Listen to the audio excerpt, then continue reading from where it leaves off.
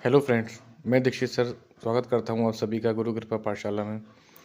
मैं आज से स्टार्ट करने जा रहा हूं इंडियन पॉलिटी की सीरीज़, जो कि आपके आने वाले एग्ज़ाम्स जैसे कि UPSC, state PCS, SSC, railway और दूसरे जो कॉम्पिटिटिव एग्ज़ाम्स होते हैं गवर्नमेंट के लिए, सबके लिए महत्वपूर्ण रहने वाली है। दोस्तों, मैंने अपनी इस सीरीज़ के अंदर जो है एम लक्ष्मीकांत को कंपाइल करके बनाया है, जो कि आपको आने वाले एग्ज़ाम में काफ़ी फ़ायदेमंद रहेगी। विश्वास मानिए, इसमें से आपका एक कोई भी क्वेश्चन जो है पॉलिटी से रिलेटेड बाहर नहीं जाने वाला है। दूसरी बात दोस्तों, हमें एमसीक्यूज स्टार्ट करने से पहले जो है किसी भी सब्जेक्ट को डिटेल में पढ़ना बहुत ज़रूरी होता है। तो आइए शुरू करते हैं आज की वीडियो। तो अपने पॉलिटी के कॉन्स्टिट्यूशन की स्टार्टिंग करने से पहले हम थोड़ा हिस्टोरिकल बैकग्राउंड के बारे में जान लेते हैं। वो इसलिए क्योंकि हमारा जो संविधान है वो कहीं ना कहीं जो है उसके अंदर जो है हमारा जो हिस्टोरिकल बैकग्राउंड है उसकी भी झलक झलक देखने को मिलती है। तो शुरुआत होती है 1600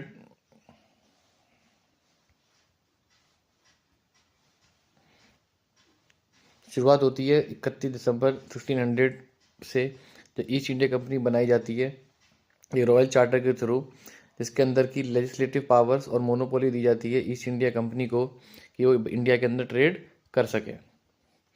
तो करीब जो है 225 नाइट स्टेट्समैन, एक गवर्नर और 24 डायरेक्टर जो है इंडिया से जो है ट्रेडिंग की शुरुआत करते हैं।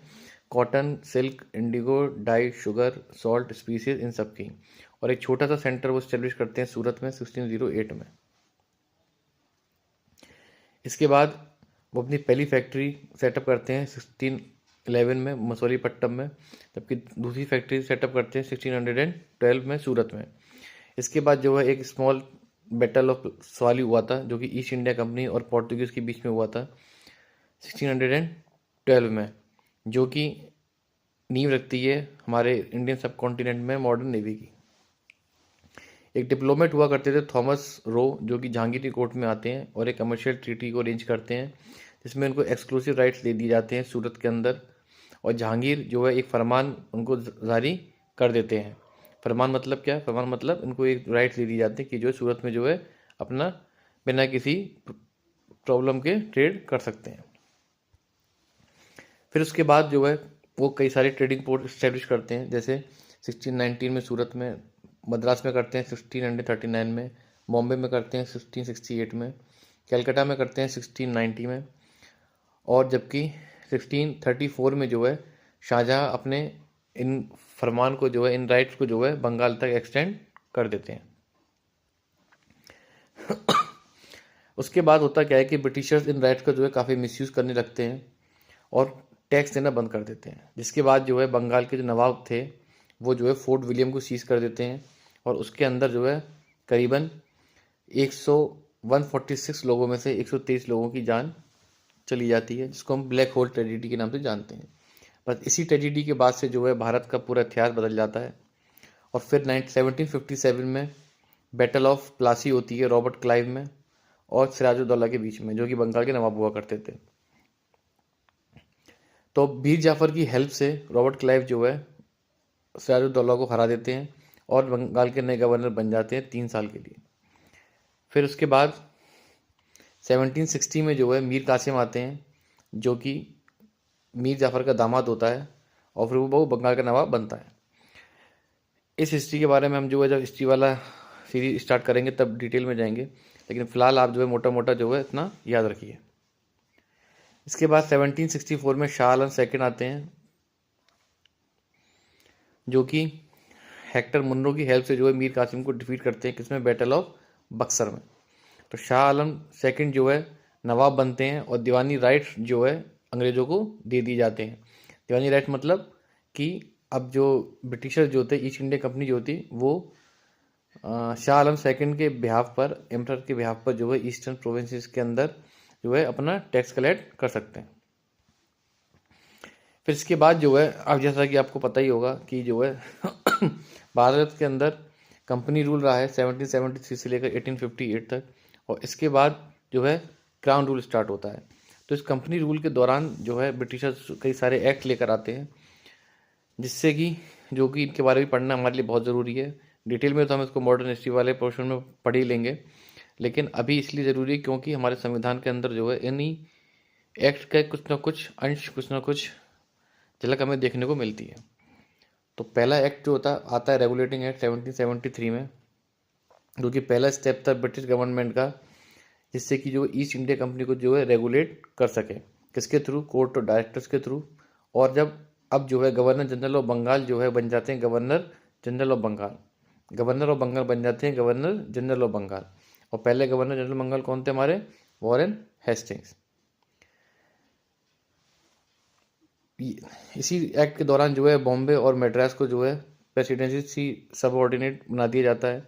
सुप्रीम कोर्ट इस्टेब्लिश की जाती है 1774 में, जिसके अंदर की जो है ओरिजिनल और एपिलेट जुरिस्डिक्शन का प्रावधान होता है। और तब जो है कोर्ट के अंदर एक चीफ जस्टिस हुआ करते थे और थ्री दूसरे जजेस हुआ करते थे।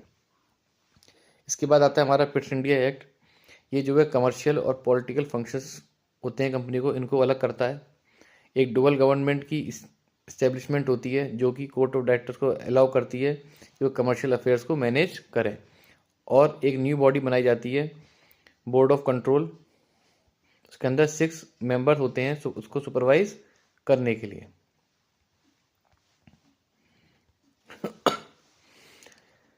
अब इंडियन टेरिटरीज को बोले जाने लगता है ब्रिटिश पोजेशंस इन इंडिया।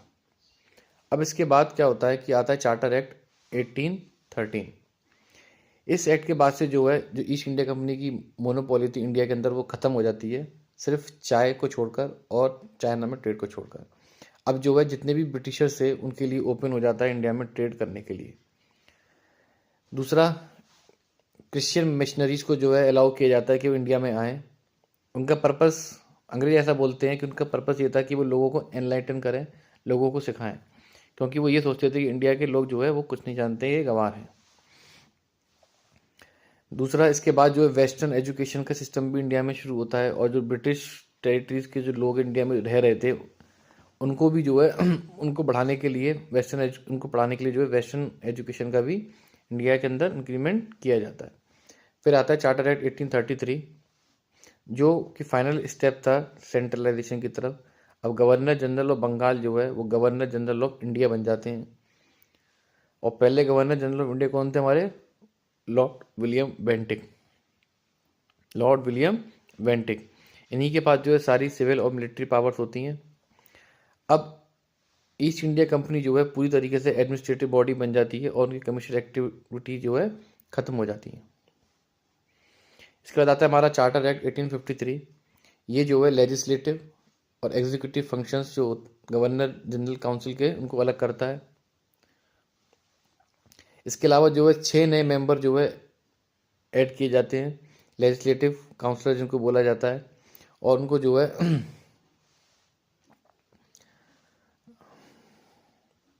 जिनको जो है लेजिस्लेटिव काउंसलर बोला जाता है to the council known as the Indian central legislative council. Local representation जो होता है इंडिया का सेंटर के अंदर जो है वो उसको भी इंक्लूड किया जाता है। इन 6 न्यू लेजिस्लेटिव मेंबर में से जो है 4 जो है लोकल गवर्नमेंट जैसे मद्रास, बॉम्बे, बंगाल और आगरा से इलेक्ट किए जाते हैं। इनसे इलेक्ट करने का मतलब ये नहीं है कि इसमें इंडियन से इलेक्ट किए जाते हैं, मतलब उस दौरान यहाँ पर जो ब्रिटिशर्स जो इन शहरों में काम कर रहे थे, इन प्रेसिडेंसी में जो काम कर रहे थे, उनमें से इलेक्ट किए जाते हैं। दूसरा, एक open system, competition system introduce किया जाता है सिविल सर्वेंट्स के रिक्रूटमेंट के लिए, जिसको कि हम आज यूपीएससी के नाम से जानते हैं। लेकिन इसमें पार्ट लेना इंडियंस के लिए इतना आसान नहीं था। हालांकि ये इंडियंस के लिए ओपन था लेकिन इतना आसान नहीं था, क्योंकि उनको एग्ज़ाम देने इंग्लैंड जाना पड़ता था, जो कि काफ़ी मुश्किल था इंडियंस के लिए। अब इसके बाद हमारा स्टार्ट होता है क्राउन रूल। क्राउन रूल कहाँ से था हमारा, 1858 से लेकर 1947 तक। तो क्राउन रूल के दौरान पहले हमारा आता है government of India act 1858। Government of India act 1858।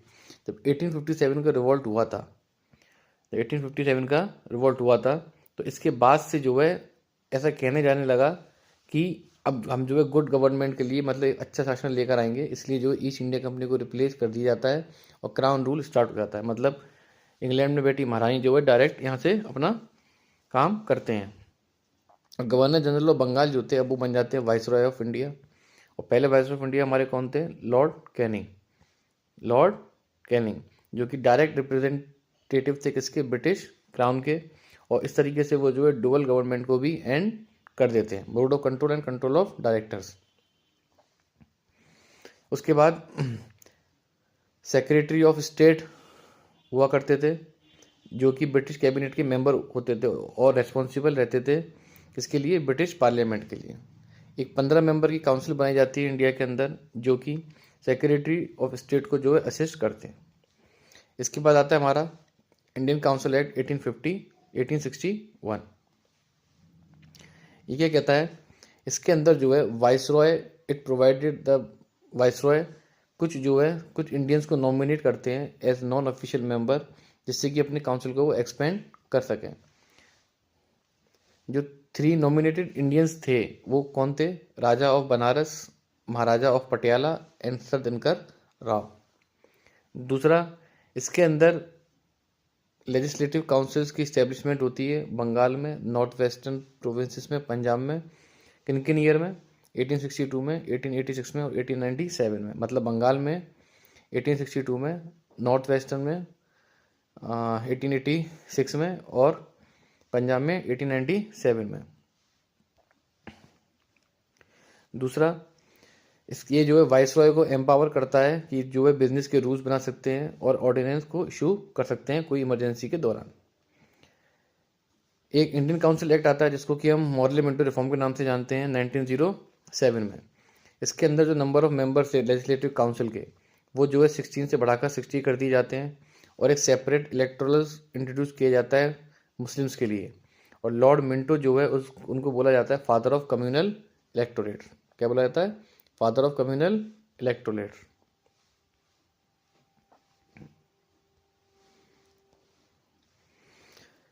और पहली बार जो है कि वाइसरॉय के एग्जीक्यूटिव काउंसिल के अंदर जो है इंडियंस का भी एसोसिएशन होता है।